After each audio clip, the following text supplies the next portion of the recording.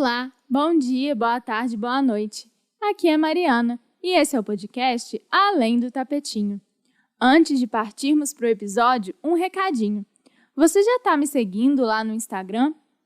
Por lá eu sempre divulgo os episódios do podcast e notícias sobre as aulas online, além de alguns textos que vêm do coração. O link, como sempre, está na descrição, mas você também pode me procurar no @marimendes.yoga. O episódio de hoje vai ser um pouco cabeçudo, porque eu quero conversar com vocês sobre dois conceitos que se relacionam de uma forma muito interessante dentro do yoga: a disciplina e o desapego. Quem me acompanha no Insta talvez saiba que até pouco tempo atrás eu estava imersa no estudo do Yoga Sutra de Patanjali. Inclusive, por isso, tem alguns episódios aqui no podcast sobre e vai continuar tendo. E um dos meus aforismos preferidos é o 12 do primeiro capítulo. Bora entender como disciplina e desapego se relacionam no caminho do yoga?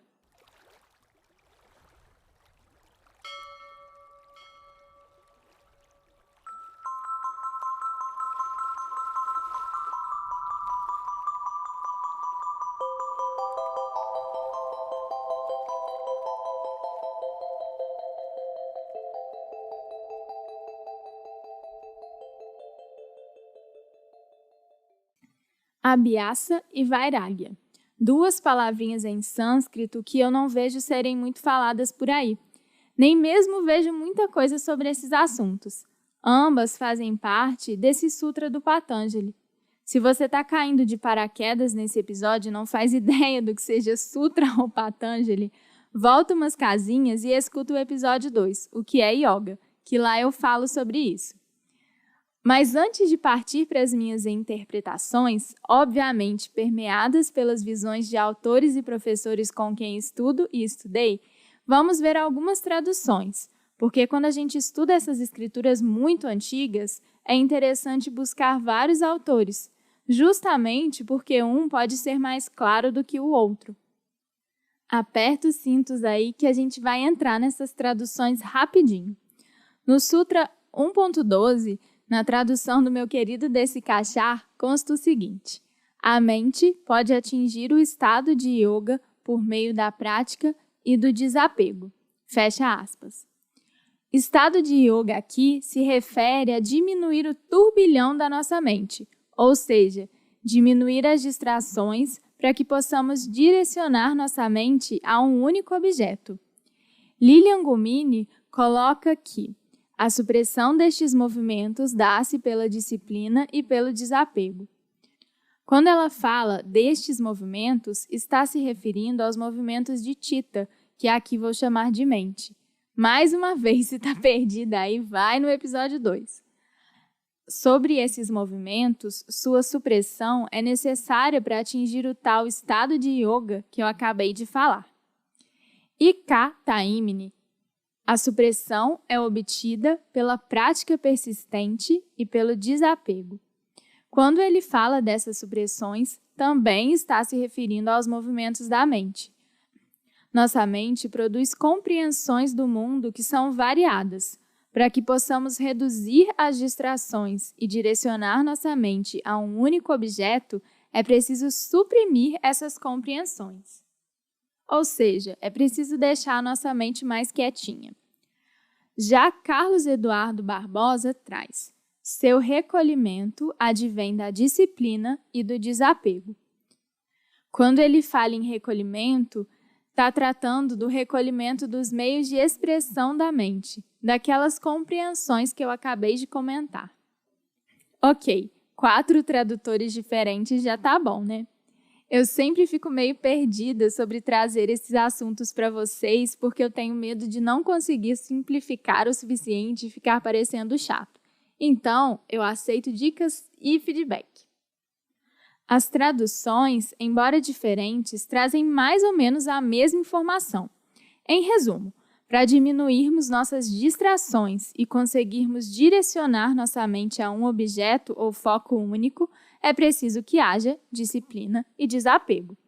Eu vou usar disciplina para a gente não confundir com a prática de posturas, que não é a única forma de alcançar esse estado de atenção, Pelo contrário, as técnicas são várias.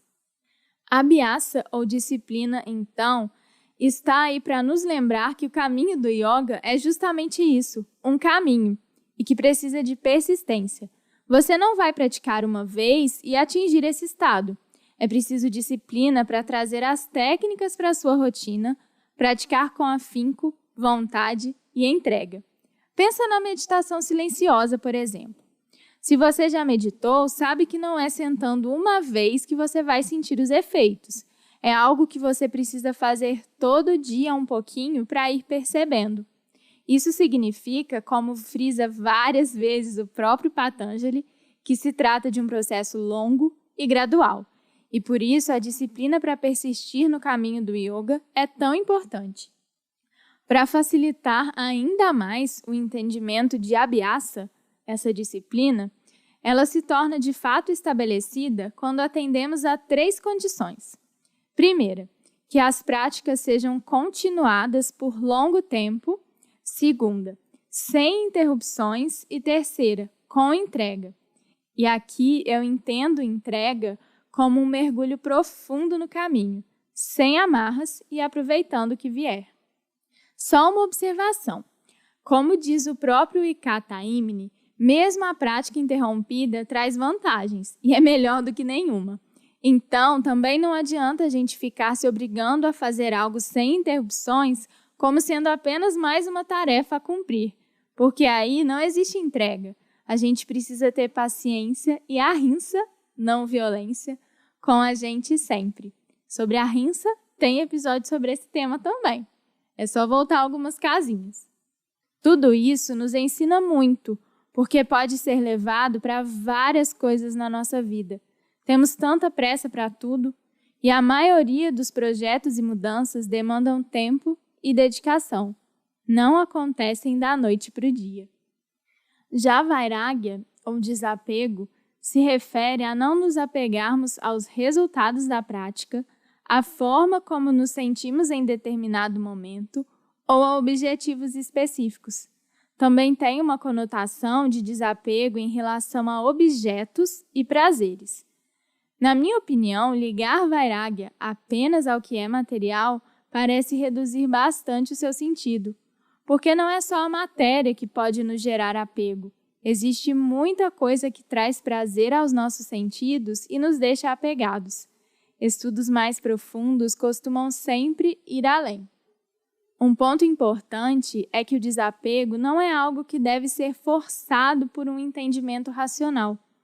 Ele vem de uma compreensão real de que tudo é impermanente e que o que me causa prazer ou dor não é o objeto em si, seja ele material ou não, mas como ele chega até mim, ou melhor, a interação do objeto com meu corpo e mente.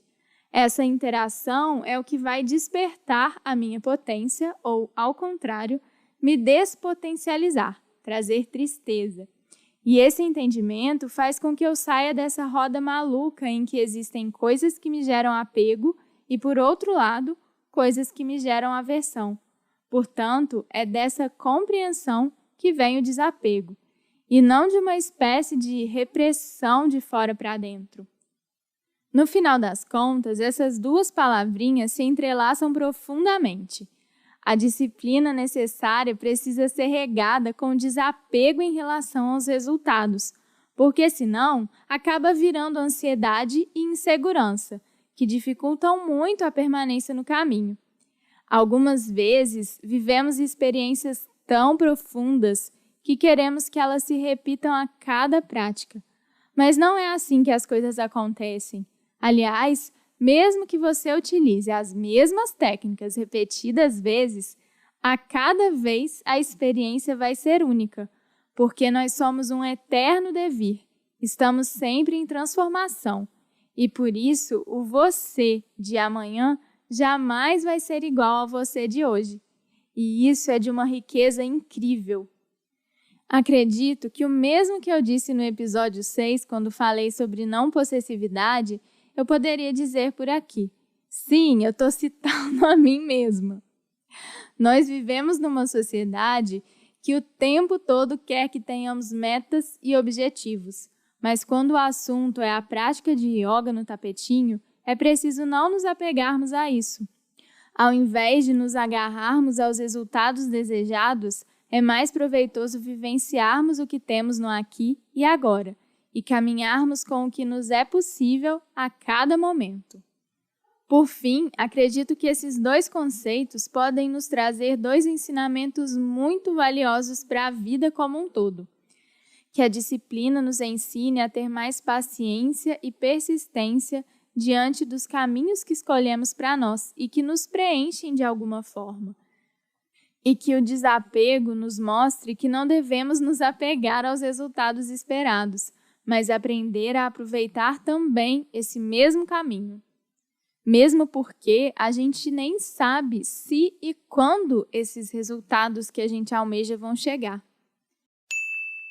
Bom, é isso por hoje. Os episódios desse podcast são quinzenais, saindo nas quintas-feiras. Fique aqui comigo e escuta os próximos episódios. Se puder, se inscreve e divulga também para os amigos. Você consegue ouvir o Além do Tapetinho em vários agregadores e também no Spotify, YouTube e no meu site.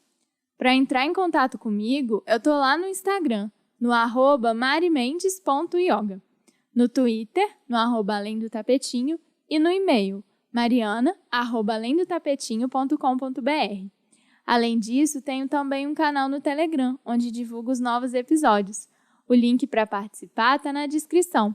Se quiser mandar sugestões de pauta ou falar de qualquer outra coisa, eu vou adorar receber um alô seu. Um beijo e até o próximo episódio. Fim do disclaimer. Ahá, hoje não tem piada. Quero só fazer uma observação sobre o tema desse episódio. Foi um dos roteiros mais difíceis de escrever até agora, porque é cheio de conceitos aprofundados do yoga que eu tive que dar uma enxugada para não ficar maçante demais. Sem brincadeira, eu demorei umas 7 horas nesse roteiro. Isso das horas sentada escrevendo, sem contar as horas estudando, né? Mas o que eu queria mesmo dizer é que algumas coisas que eu disse são interpretações minhas, dos meus estudos e da forma como eu enxergo o yoga. Obviamente, influenciada por professores e autores que eu admiro. É claro, isso é válido para tudo que eu falo por aqui que não seja citação. E mesmo as citações são uma escolha consciente. Só que existem algumas interpretações de Abhyasa e Vairagya que são bastante, digamos, religiosas ou restritivas. E eu quis trazer algo mais leve, porque além de ser a forma como eu vejo, acho bem chato ver o yoga como algo que dita regras fechadas para a nossa vida. Prefiro enxergar como uma filosofia aberta que nos ajuda a despertar a nossa própria potência.